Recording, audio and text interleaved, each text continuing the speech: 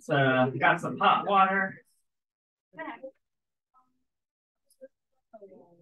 All right, and a Stirling engine. Here's my Stirling engine right here. So you guys can see from the side as the thing spins. You guys see like a plate going up and down? You guys see that?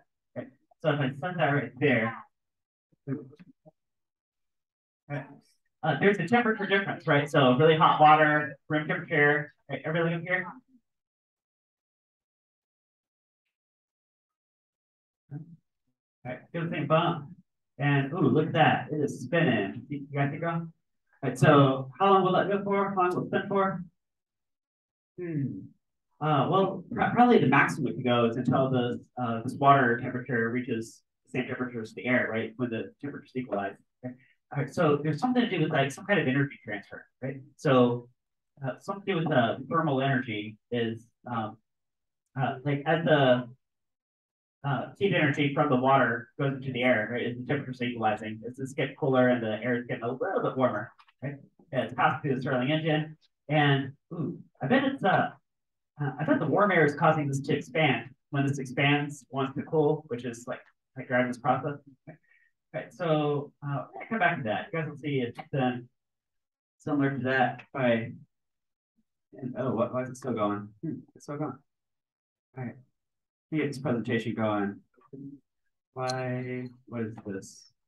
This. It's recording.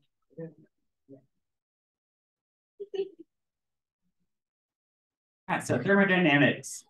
So you guys might remember way back in August, I told you guys there are basically 7 things we can fundamentally measure. One is mass in kilograms, one is displacement in meters, one is time in seconds. And actually, just those 3 we took in rearranged in lots of combinations for a semester to make things like energy in joules or units per momentum, that sort of thing. And so there was a new one about a week or 2 back, was luminosity. And now, oh, here's one, temperature. Now there's a kinetic energy theory of temperature, which is if you get down to the atomic scale, molecular scale, as you heat things up, heat up some substance, the atoms will vibrate faster. You can see this in Brownian motion. I've got some demos I'm going to save for the next few days, right? So yeah, if you look through a microscope, the atoms will be vibrating. Now, how can you measure like how hot is something? Like what's the temperature? All right, so you guys taking notes on this? You guys taking notes? Right, so you guys got all new thanks. All new posters hanging on the ceiling. One of them looks like this. So there are 3 main scales floating around. Let's go right to left. Start with Fahrenheit. So probably the ones the scale we're most familiar with, living in the States. So every American knows water freezes at 32 degrees Celsius, boils at 2 freezes at 32 degrees Fahrenheit, boils at 212 degrees Fahrenheit. Okay, so you guys know that. There's a whole wacky history behind how those numbers were developed. Not going to quite go into that. But then metric system comes about, and then this more logical system of Celsius was developed. So say, hey, let's set the freezing point of water at 0 degrees, and let's have it boil at 100 degrees. That makes more sense. Now, later on, we'll get to the idea that 100 degrees boiling for 100 degrees Celsius, that really only corresponds to 1 atmosphere of pressure. So down here at sea level, but that aside, okay. Let's do a quick conversion activity. So most of the rest of the world uses Celsius. Here in the States, we use Fahrenheit. So let's say you go on a vacation to England. Get to England and you turn on the TV and they say, oh, the weather outside, it's a jolly 18 degrees outside. So 18 degrees, well, they must be referring to Celsius because it doesn't feel like freezing. So it's like kind of temperate. Okay. But what does that mean? What is that in American? So how do you convert this to Fahrenheit? You guys know? Well, the answer is right up here on one of these posters. You guys see one that says temperature and Fahrenheit is equal to, right? You can get it from Celsius. Okay? You have to multiply by 9/5 and add, here, I won't tell you guys what to add. Let's think about this. Because you guys know that water freezes at 0 degrees Celsius or 32 degrees Fahrenheit, right? So if you start at 0 degrees Celsius, you have to get to 32 degrees Fahrenheit. Then regardless of the scaling factor even, what do I have to add at the end? 32. Yeah, it has to be 32, right? So even if you forget this somehow, you can sort of figure it out logically, right? So let's try this out. So 15 degrees outside today. Like, okay, well, I don't see any snow, so what are they actually talking about? So let's take 9/5 times 18 degrees at 32. I'm looking at 64.4 degrees. Now that would be Fahrenheit, right? So that's something that would be easy for us to interpret, right? Usually, whatever systems of measurement you learn, like in elementary school, just kind of stick in your brain. Okay. So it's pretty close to 4 degrees Fahrenheit. Okay, it's a nice temperate day outside. Okay. Now you can just if you got a calculator, this is like an exact formula. But what if you don't have a calculator? There's a quick way you can get a pretty good estimate. Because guys, 9/5 is really close to what integer? 2. Right, so really close to 2. Now 2 would be a little bit of an overestimate. Ooh, maybe I should bump down 32 down to 30, like to sort of compensate. Maybe not exactly, but pretty close. Right. So what is 18 degrees Celsius times 2 plus 30 would be a close estimate. 66 degrees Fahrenheit. It was pretty close to 64. All right, so pretty close. All right, so there you go. There's some basic temperature conversion. Flip back over.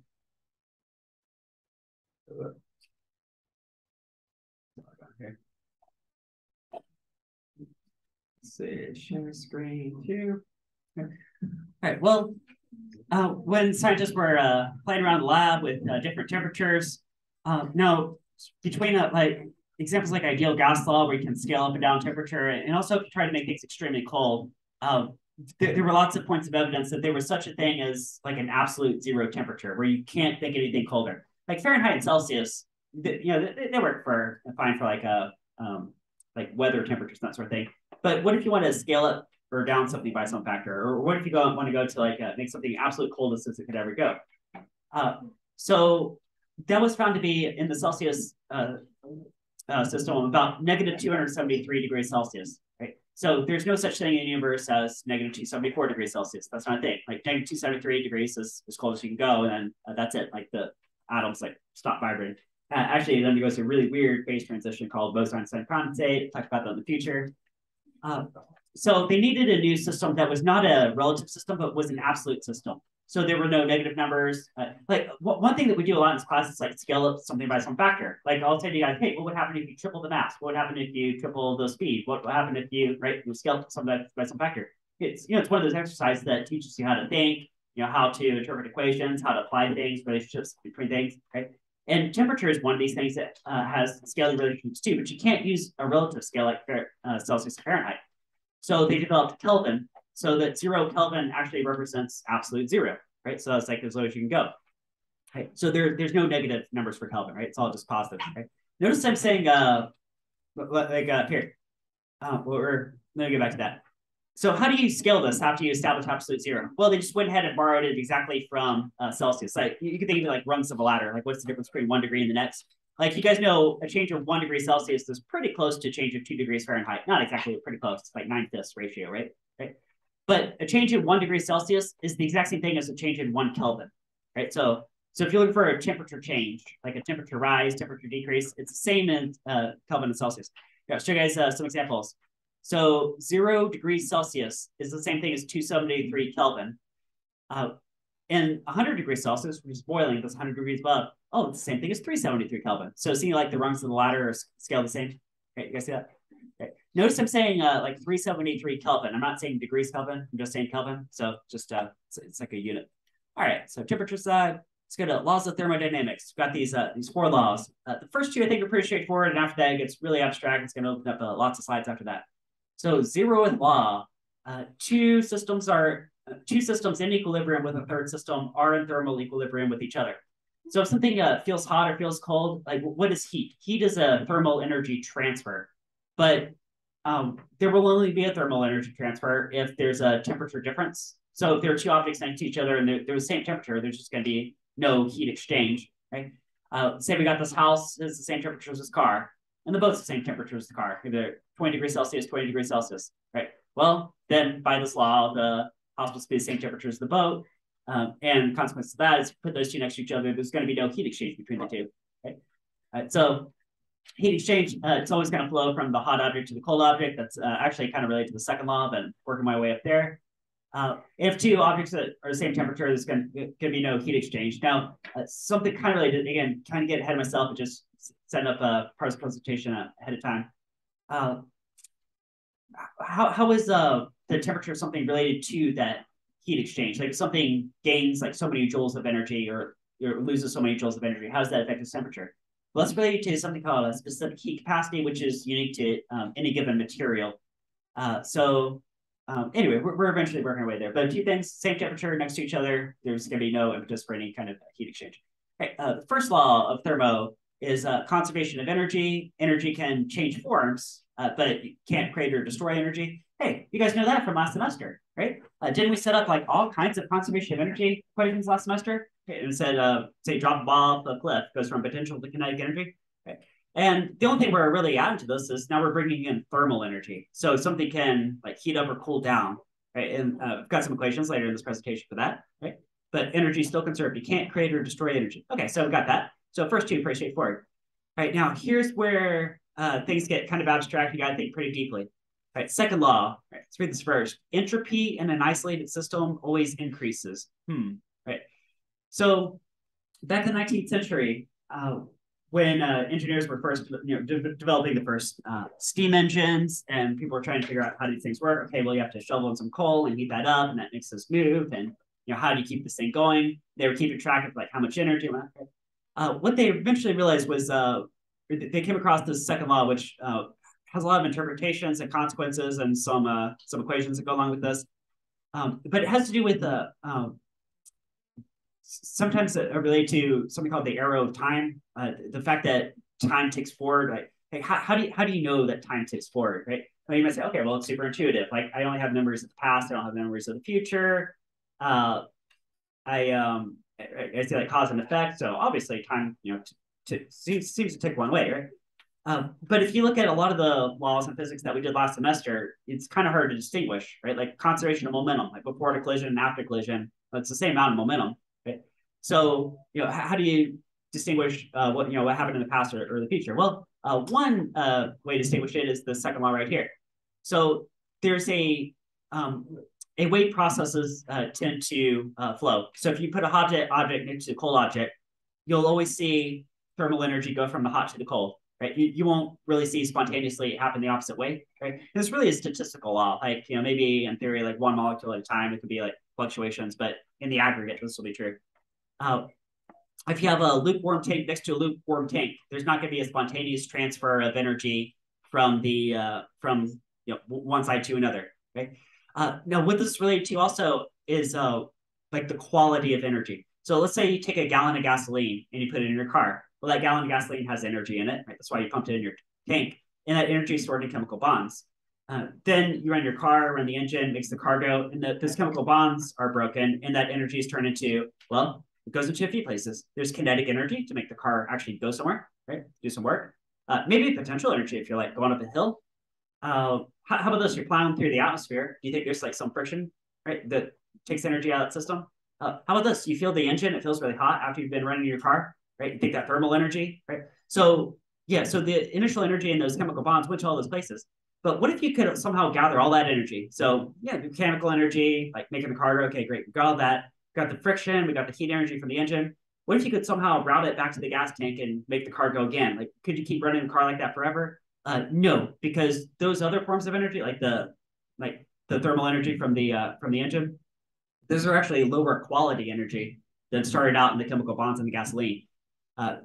Yeah, so even though the quantity of energy is constant, which is the first law, the quality of energy actually decreases as time ticks forward, and that's the second law. Right, so get that right. So there's some other consequences of the second law too. That's the next few slides. So I'm eventually getting there too. Is that one you got to think deeply about? Okay. So let's look at the third law real fast before I flip this screen. Entropy of a system approaches a constant as temperature approaches absolute zero. I've seen different versions of this, but let's go with this one. So you make something colder, colder, colder, get close to absolute zero. Maybe the entropy is rising, but it's sort of like asymptotically approaching a constant value. Okay, all right, so we got that. Laws of thermo. All right, thermal equilibrium. So put two objects next to each other. Let's say this is like a closed system, right? So energy will just spontaneously go from the hot object to the cold object. okay, until they reach the same temperature. Right? Now, I know this is a pretty straightforward, the picture. You could change out the materials. What if it's not water and water? What if it's like water and ethanol or something, right? Or what if it's like 1 kilogram here and 11 kilograms here, right? So as soon as they reach the same temperature, then the process will come to a stop. Right? Now, what you would not expect to see happen is what if you started with the picture on the right? What if you start with lukewarm water here, lukewarm water here? Would you ever expect it to spontaneously turn to that picture on the left, where there's just a random transfer of energy from one side to the other, and one side becomes boiling, the other side becomes frozen? Would you ever see that? No. And that is part of the second law of thermo, that one that has to do with like increasing entropy in the universe, right? So the picture on the left is actually lower entropy than the picture on the right. The picture on the right is like a higher entropy state, right? Yeah. Now you can force this to happen. Though you can go from the picture on the right to the picture on the left. You can force that to happen, but it's just not going to happen spontaneously. So forcing this to happen, I could call that air conditioning. I could call that refrigeration. It's the same type process, right? Because you guys know what air conditioning or refrigeration is, right? You start off with a bunch of just room temperature air, right? Everywhere, room temperature air, right? And then you want something to be cold. Now, it's really hard to make something cold. It's easy to make it hot. Just light a fire or just pump in some energy. You can heat things up all day. Like cavemen can make something hot. But how do you make something cold, right? That was the tough problem to crack. So near the end of this presentation, we'll get to that. So you can go from a state on the right to a state on the left, but that is an energy-intensive process that takes a lot of effort and would also end up overall increasing the entropy of the universe. So the only times that entropy has been seen to ever decrease is in if you just have a handful of molecules, maybe like 8 or 9 atoms or something crazy, and it's just random statistical fluctuations. But in the aggregate, entropy always increases. So the second law of thermo is really a statistical law. Right? There's this other perspective on entropy that's used a bit, which has to do with order. Sometimes entropy is called disorder, or it's used as an analogy. So things tend to go from a highly ordered state to low order state to like more disordered. So classic example, it could be a sandcastle. So you go to the beach, you build a sandcastle. Now the sandcastle is a highly ordered form of those sand grains, right? So like high order, right? Pretty low entropy, right? You walk away from that sandcastle and you come back the next day and it's just a random pile of sand. Okay, well that would be a process that you would expect to happen because there's only a few ways that the sand can be highly ordered, like a sandcastle. And there's many, many ways that could be just this random pile of sand. So statistically, it's more likely to be the case. Right? So that's also an interpretation of the second law of thermo. Right? Now, you might say, well, hold on a minute. I could take the random pile of sand and I could turn it into a sandcastle. Wouldn't that be lowering the entropy? And does that violate the second law of thermo because I made a sandcastle? Right? And if you just looked at the system itself, it might at a glance seem like that happened. Like, you went from low order to high order. That should break the second law, right? But that still doesn't break the second law because that's an open system because you were interacting with that system. And you actually like moving your muscles and moving the sand around and putting in effort to turn the sand into a highly ordered sandcastle. You had to expend energy in your muscles doing that. And that energy came from, like whatever you ate for lunch, that's chemical energy. And that process released body heat. And that whole increase in entropy by you like moving your muscles and moving sand around is always going to mathematically outweigh the decrease in entropy by building the sandcastle, right? It'll always happen. Right? If you go out into nature and you find like, oh, hey, here's a crystal. A crystal is like a low entropy system, right? Because it's highly ordered, right? Well, how did nature create something that was such low entropy? Well, because there was some process surrounding it that increased the entropy in the universe overall more than the decrease in the entropy that resulted in like some ordered system. Yeah, so second law, entropy will always increase. Here's another example of second law of thermo. Suppose you have a balloon filled with air. You open it up. You would naturally expect the air to like rush out of the balloon, right? That's like a time order process that would be expected. But what if you just have a balloon lying around? Would you expect it to spontaneously fill itself up? No, like you never see that. Now you can fill up the balloon yourself, but that takes some effort, and that would increase the entropy overall in the universe, even though it would decrease within this open system of the balloon, right? Because now you're blowing into it, you've got your lungs going, right? All right, so I've got a couple equations down here. Let's start with this bottom one. All right, so the symbol for entropy is going to be capital S. Okay, so capital S is entropy. Okay, and this bottom one is kind of calculus type notation, but what this says is the change in entropy per unit time is always greater than zero. Okay, that's just a mathematical way of stating the second law of thermo. So it's like as time ticks forward, right, as the arrow of time moves forward, the entropy is always in the universe is always going to increase. Right. Again, it can decrease for some small parts, like this balloon being pumped up, or building a sandcastle, or running a refrigerator. Right. But there was always some outside process that took effort to do that. And so in the universe in total, this bottom row is always going to be correct, right? The entropy is always going to increase in the universe. Okay. How about this top line? This top line is a way you can actually quantify entropy. This says the change in entropy. So how much did entropy increase in the system? Right. So we got change in heat energy. So capital Q is going to be heat energy. What do you guys think capital T represents this week? Temperature. Yeah. Right. And what unit do you think you have to plug in for temperature? Fahrenheit, Celsius, or Kelvin? Kelvin. You have to do Kelvin, right? Because you have to use absolute temperature values, right? So if you do like Celsius or Fahrenheit, those can go negative, which doesn't really mean anything here. So yeah, you have to use temperature in Kelvin. Delta Q is a change in heat energy. So there's a heat exchange, right? Maybe it's like, oh, here's your delta Q, right? Heat exchange, heat transfer, right? And then delta S is the entropy. And entropy could have units. You can quantify it with units. And it's going to be joules per Kelvin. You guys see it's going to be joules per Kelvin, they said? Right. So it's crazy that this can be quantified and that people figure this out, but there you go. All right. Speaking of heat transfer, there are three main categories of heat transfer. Hopefully you guys learned this in science class in the past, but if not, here you go. So one of them is radiation.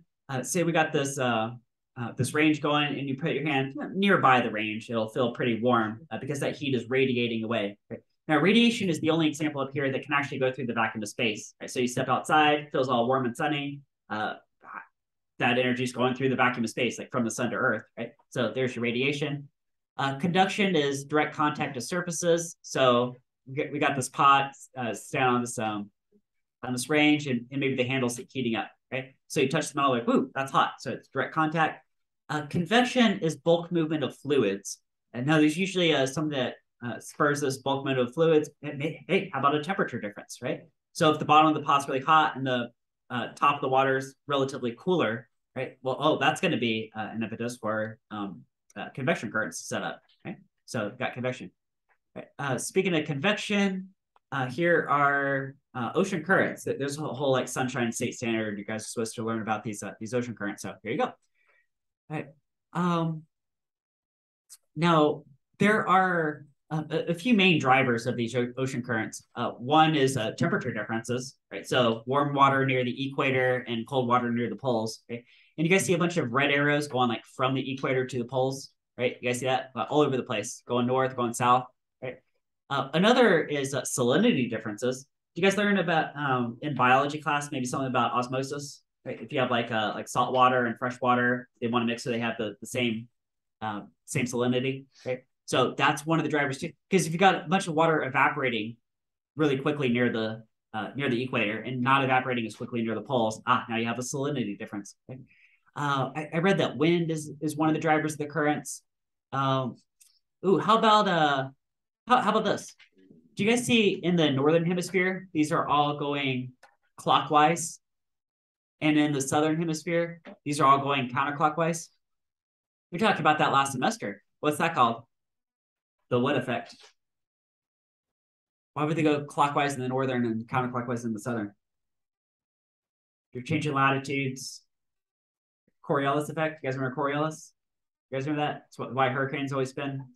Okay, Coriolis effect. Yeah, well, you know now. Okay. So I'm gonna flip back to this right here, just because I don't want you guys to see the map for a moment, right? So imagine in your mind, can you guys see Europe in your mind? Can you guys see Britain above the continent of Europe? You guys see that? And track over in your mind to North America. What latitude is equivalent in North America to where Britain is? What's up there? Like, it wouldn't be Florida, right? Because isn't Britain north of Florida? Okay, so it's not Florida. How many guys think it's like probably New York about? You guys think Britain's up around New York? Right? How many guys think Britain's up around Canada? Who says Canada? Anybody say Canada? Anybody? All right. Well, if you said Canada, you are right. Look at that. It's up by the Canadian Shield. So you guys know that these latitudes up in North America, it's all like tundra. It's all like tundra up here. Britain's not tundra. Britain's like, I mean, it's cold, but it's kind of temperate, right? So why is Britain getting to be temperate, but North America is like tundra? This right here, this convection current called the Gulf Stream. Gulf Stream. Yeah, so that right there. Okay. If climate change ever reaches the point where it like melts off the ice caps of like Greenland and Antarctica, it's possible that these flows might be disrupted to the point that, well, who knows how bad, but you could see like a pretty drastic climate change if there's not the Gulf Stream carrying a bunch of warm currents all the way up to Western Europe. So there you go. All right, so let's look at temperature versus heat energy. So as you add heat energy to a substance, its temperature will rise. Well, except where it doesn't, right? So let's go through a whole process. Now, this could refer to just any substance in general. Like this could be anything. This could be like lead or gold or ethanol. But let's say water for an example, because water is a really good classic example that you could see in all three main phases, close to room temperature. Right? So let's say you pull an ice cube out of the freezer, and it's like negative 10 degrees Celsius, which would be like right about here, negative 10 degrees Celsius, right? And you throw that ice cube on the stove, and you got a thermometer on it, and you're watching the thermometer as that stove is pumping heat energy into that ice cube, right? You guys imagine that? Right. So at first, there's a direct relationship. So the more heat energy you put into that ice cube, let's say going to the right on this graph, the more the temperature is going to rise. It'll be a direct relationship. Right? Until it hits 0 degrees Celsius. At 0 degrees Celsius, it starts to melt. And then even though you're still pumping heat into it, we're still going to the right on this graph, what's happening to the temperature? It's stuck. It's stuck at 0 degrees Celsius. It's not moving at all. It's getting more and more energy, and there's no temperature change. Look at that. It's weird, right? Now, this whole leg is like a mix of solid ice and liquid water. It's like ice water. Hey, if you have, let's say you just have a glass of ice water just sitting on the table, right? And it's like half ice, half water. It's been sitting there 5 minutes. What is the temperature of that ice water? Always 0 degrees Celsius. It's somewhere on this line. The left side of this line is almost all ice. The right side of this line is almost all liquid water. But if you have a mix of ice water, it's always 0 degrees Celsius. There you go. Okay. And then when it entirely melts away, so it's gone through a complete phase change into liquid water, okay, now the temperature can start to rise again. Right? Now, what rate does it rise? Well, it depends on the material. It's called specific heat capacity. Got a slide for that coming up. And that's a direct relationship too until it hits, until it starts to boil, right? And then this right here is the boiling process. Let's say you have a pot of water boiling on the stove. Look at the thermometer stuck in it. It says 100 degrees Celsius, which of course it should say, right? Say, I want this to be even hotter. I want this to be like 105 degrees Celsius. You're thinking to yourself, right? And you turn up the stove. Is that going to make it 105 degrees Celsius? No, the temperature is stuck at 100 degrees Celsius. Now, it might boil away faster because you're adding heat to it faster or moving to the right on this graph faster, but the temperature is stuck, right? Until it all boils away, and then it's all steam. Now, that steam, if you can keep adding energy to that steam can heat up over 100 degrees Celsius. That's okay. You can go like 150, 200 degrees Celsius. That's fine, right? But but while it's boiling away, it's stuck at 100 degrees Celsius. Now, that's really only true at 1 atmosphere pressure. You might be thinking to yourself, well, what about a pressure cooker? That's a different scenario. So that's coming up here in a few slides. Let's look at this first. Right, so delta Q. Now, you guys remember I just told you a few minutes ago that the change in heat energy. Let's go back to this graph because those two equations right there correspond to this graph. I'll show you guys how. Okay, walk you guys through right now. So delta Q, that's a change in heat energy that's going to the right on this graph. So as you're adding energy to that, well, start out as an ice cube and then it melts and eventually boils. Right? How's that related to delta T, the change in temperature? Hey, isn't that like the vertical axis on this graph? Right? So if you're paying real close attention, you guys see this is like the x-axis, and this right here is like the y-axis. So it's kind of backwards to what you learned in algebra and how we normally do things in this class. We got something on the x-axis equal to something on the y-axis. You guys get that? Okay. Now, what do you guys think the M stands for? How about the mass? Yeah, the mass of the material. Are we talking about 1 kilogram of water? Are we talking about 1 gram of water? Right? How much water are we talking about? Because that's definitely going to have an effect, right? I mean, if it's a huge mass, then like some amount of energy is not going to change the temperature much. If it's a little tiny mass, the same energy would swing the temperature a lot, right? And the last thing is the C. Now, the C represents specific heat capacity. Yeah. Yeah. Now that is a material property. So the specific heat capacity for water is different than gold's, different than ethanol's, different than lead, right? So every material, if you add some heat energy to it, its temperature changes at a different rate, right? On this graph, what does that mean on this graph? On this graph, that corresponds sort of like this. Well, I wouldn't say the slope of this line, except you guys remember the axes are backwards, so it's really the reciprocal of the slope. It's like run divided by rise. You guys do run divided by rise, right? Right. So how much energy are you adding to it compared to how much does the temperature rise, right? Guess that. Okay. And here's some examples of specific heat capacity. Here's some for solids. Here's some for liquids. So back to this graph. Some on the table that we're about to switch back over to, the solids are telling the reciprocal of the slope of this segment, and the liquids are telling you the reciprocal of the slope of this segment, right? Run divided by rise, right? So we got all these examples. I want to hone in on ice because that was like the example, the story I just took you guys through. You guys see 2,000 and some joules per kilogram Kelvin, or you might see like 2.0 something kilojoules per kilogram Kelvin. You usually see one or the other. Okay? You guys see how that number is larger than any other example on this particular table, right? So this will be true of something with water, or in this case, solid water like ice, can take lots and lots of energy and it barely changes temperature at all. You need a lot more energy to change by 1 degree for ice than you do for any other solid here. You see that? Like most of these other examples are metals. Metals are really easy to heat up and cool down. You put a little bit of heat and energy to them and the temperature like shoots up, right? But ice, it's really hard to melt ice. Okay? On this graph that would correspond to like metals like gold could have a really steep curve right here, and water would have a really flat curve, right? Not really shallow. It takes lots and lots of heat energy just to raise the temperature a little bit. Okay. Now that happens to be also true in the liquid phase. So when all the water melts, you guys see water down here at the bottom, 4,000 and some joules per kilogram Kelvin, or you can say 4 point something kilojoule per kilogram Kelvin. Okay. That's also larger than any other example out of this provided list here. So these are all liquids. So again, water, really hard to heat up and really hard to cool down.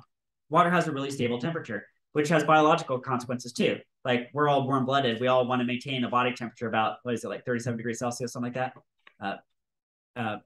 98, 99 degrees Fahrenheit. So the fact that it's really hard to heat up and cool down water, well, that's good news for us, right? Because we're mostly made out of water, right? And so that means that this middle segment for water is really shallow, but other substances is relatively steep. Okay, so that's these segments that are off on some slope. What about the flat segments where it's like undergoing phase change? Could be melting or freezing, could be boiling or undergoing condensation. Well, that's what this other formula is for. You guys see this other formula has, okay, so we got some kind of heat exchange. That's delta Q, right? Changing energy, you can measure in joules. But there's nothing to do with any temperature change. Of course, there shouldn't be a temperature change because there's no temperature change during that phase change. You guys see that? Right? The mass that we're dealing with still matters, of course. And this delta H is either heat of fusion or heat of vaporization, depending on if you're talking about this segment or this segment, right? Is that? Let's look at a table for those. Okay. So here's a heat of fusion on the left. Here's heat of vaporization on the right for a bunch of different materials. Here's water at the top. Right. Ooh, and water also has a huge value compared to all these other materials too.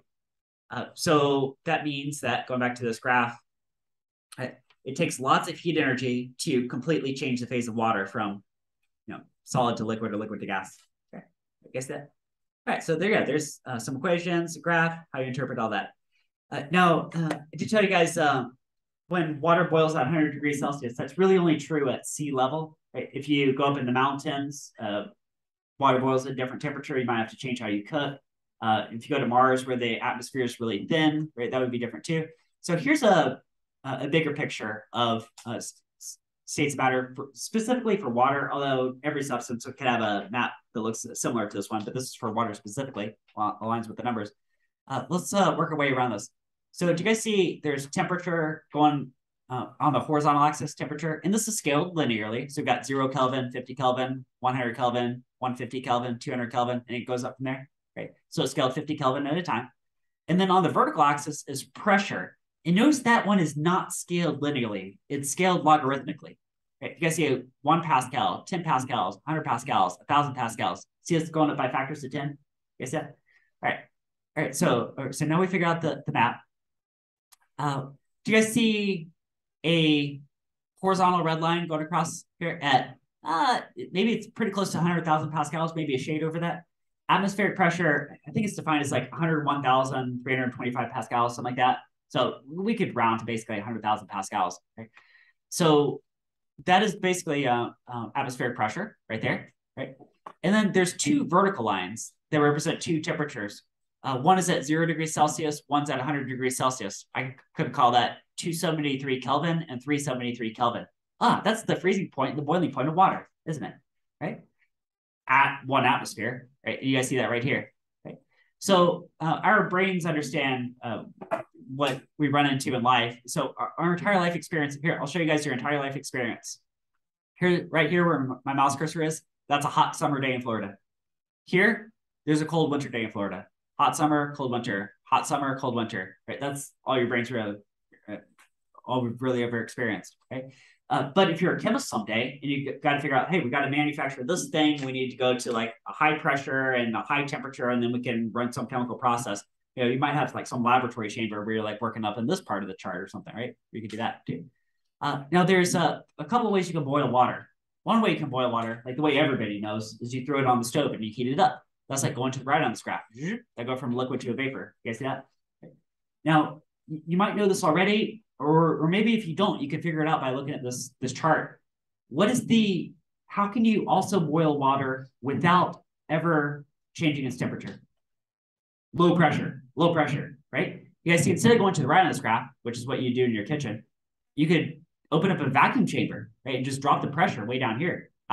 You see that? If you have, it looks like 1/100th of an atmosphere, it's going to be boiling. It'll be like this point right here. You see that? You could be boiling at room temperature. I've got some videos for that. Probably save for another day. Thanks. Do you guys see this point right here called triple point? You can actually have all three main phases if you get the right temperature pressure. So let's look at that. By the way, there's more than just solid, liquid, gas. So in the future, we'll look at like plasma, boson, condensate, and there's some other ones too. But we'll just stick to solid, liquid, gas right now. Let's look at the triple point. Now, full disclosure, this is not actually water. It's I forget what this is, like some chemical, but they hit the triple point. It looks about probably what it would look like for water anyway. Okay? If you've ever wondered what would it look like to boil snow, well, you guys are about to see it. What does boiling snow look like? Right, we can have like a solid, liquid, gas all at the same place, same time. Ooh, look at there, huh? I think if you Google triple point, this is one of the videos that pretty commonly pops up. So yeah, pretty good right there. Right? Although it's really hard to hit that point, right? Kind of like trying to balance a ball on top of a pencil, right? It's like it always wants to roll off one way. You guys can see that there. Right? You know what else you can do? Can you go straight from a solid to a gas? I bet you guys know something that does that. Dry ice, right? Which is that? What is dry ice? What is that actually? Carbon dioxide, right? Yeah, that's called sublimation. You can go straight from one to the. All right, so moving on here. All right, there's a lot of topics I want to talk about next few weeks, so I'm bringing this in just because it's a good setup for some of the slides that are going to come up. Who's seen this in the past? Who's seen ideal gas law? Maybe chemistry? Maybe. No. Okay. Sometimes I have a couple students. Went to different schools. So ideal gas law is really a combination of three predecessor laws. So let's walk through these one at a time. Can you guys imagine if you have a sealed tin can and you heat up the tin can, what's happening to the pressure inside? It's going up, right? In fact, if you measure the temperature in Kelvin, then there's a direct relationship. So if you triple the temperature, you're going to triple the pressure. That's called Guy-Lussac's law. Okay, so we got that one. Right. Now let's go to this balloon. It's the big old green balloon right here. And let's say you heat up the balloon. What happens to the volume of the balloon? It's going to expand. It's going to get bigger. Right? In fact, if you triple the temperature, triple the absolute temperature, that will also triple the volume of the balloon. That's called Charles's law.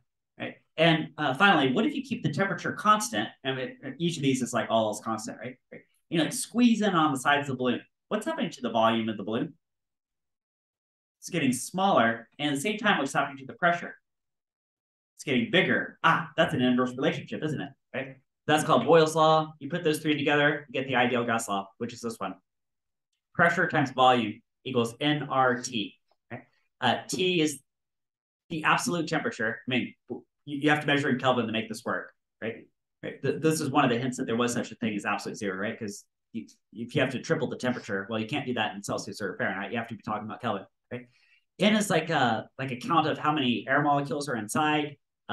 You could quantify that in moles, for example. You guys remember from chemistry, moles, just a huge number, right? And R is a constant that will tie everything together. It depends what units you're using. There are lots of different values for R, as you commonly use ones on here. It'd be this number if you're working with joules, kelvins, and moles. This one if you have liters and atmospheres. Okay, there you go. So there you go. There's a relation. And of course, in this class, from something like that, I want you to see the big picture relationships. Okay, if you triple the pressure, all else equal, maybe we'll have like a third of the volume or some version of that. Okay. Let's go on here.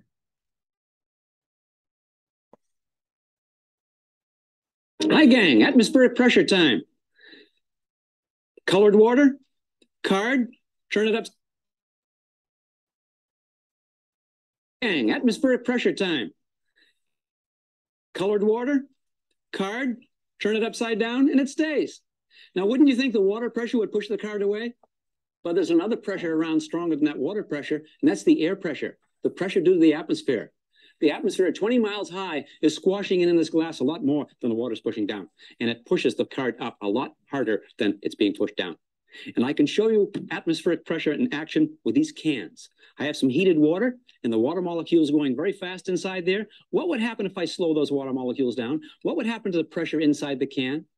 Let's try it and see. I'll dip it in this cold water. And another. What happened here? Reduced pressure inside, but the pressure outside, just the same. And cruncheroonie, pressure difference can be very, very dramatic. Physics is fun. Yeah, it's fun. Refrigeration. So it's a refrigeration, air conditioning, works on this principle of you've got some refrigerant flowing around these pipes. And if you can expand it, it does say like if you're dropping the pressure, well, that's going to also drop the temperature, right? And then you can absorb the surrounding heat or pump out that heat. There are a little bit different processes that work with this, right? But remember, it's really hard to cool things down, right? So remember, this will be like an energy intensive process, right? So I've got some similar ones here if you pump, right? Have you guys ever walked down a street and maybe all the buildings were built in like 1920, like before centralized air conditioning? You see a bunch of units hanging out the window like this, right? Now, why would that be? Well, if you have an air conditioning unit, remember it's taking just room temperature air and somehow getting something cold out of this. But by the first law of thermo, you don't get cold for just nothing. There's another part you have to separate out and make hotter, sort of, right? So there's like a cold half and a really hot half. You have to pump the hot half out into the rest of the atmosphere. So could you have could you take one of those air conditioning units and just park it right in the middle of the room, turn it on, and make the room cold? No, right? Maybe cold air is going to pump out one side, but hot air pumps out the back, and it's a wash. Like it's pointless. Here's one of the final exam questions I'm going to ask you guys. Say you have a refrigerator, and you plug it into the wall, and you have it in a pretty well-sealed room, and you just open the front door of the refrigerator, and you let it dump out cold air all day.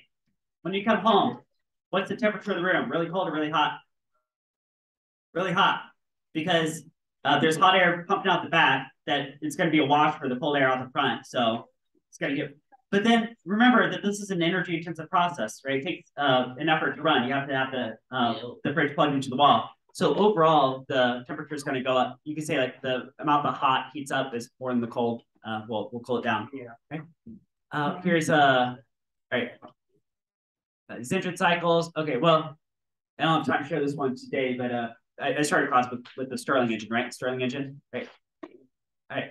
And last thing we'll do today, Rankine cycle. So how is most energy generated? How do you take energy from coal or nuclear or natural gas and turn that into like these lights running in this air conditioning running in this room, right? Well, this is a Rankine cycle. So you have a pump that pumps water through the system into a boiler. Now, this is where you have your energy source. This could be a lump of coal. This could be uranium, run a nuclear process. Somehow you have to do something to boil the water that transfers thermal energy into the water. That steam now is going to turn a turbine. Now, the turbine is connected to a generator. You guys see a poster up here that says something like Rankine. Right? Now, all a generator is you run a wire past a magnet that generates a voltage, which creates a current, and we get all the electricity in this room. Right?